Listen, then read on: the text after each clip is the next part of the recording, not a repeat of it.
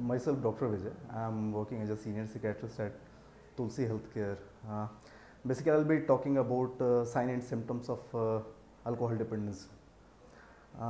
When we talk about alcohol dependence, the key word is dependence. Alcohol, we all know. The key word is dependence.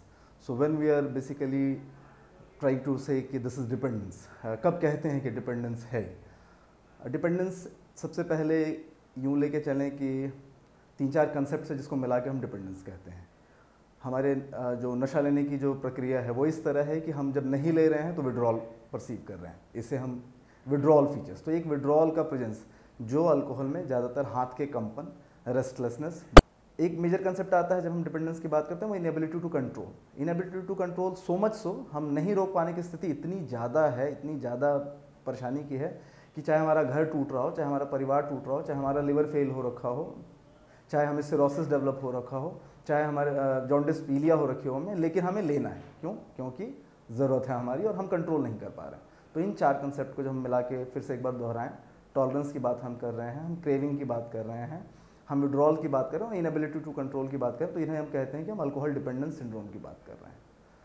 ये इस तौर से हम देखते हैं ज़्यादातर अमूमन जब हमारे क्लाइंट्स प्रेजेंट करते हैं अपने आप को।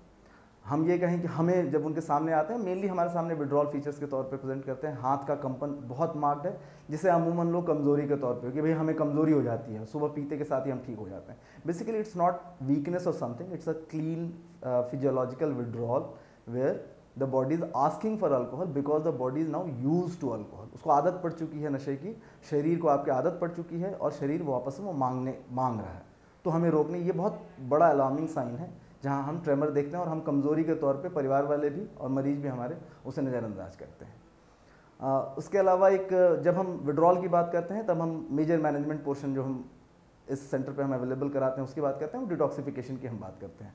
डिटॉक्सिफिकेशन एक बहुत ही क्लियर कट मेडिकल प्रोसेस है जहाँ पर जिस नशे की शरीर को आदत है, जिस रिसेप्टर, अब ये फिजियोलॉजिकली रिसेप्टर लेवल पर हो रहा है, शरीर में हमारे रिसेप्टर्स होते हैं, छोटे छोटे सेल के ऊपर रिसेप्टर्स लोकेटेड हैं।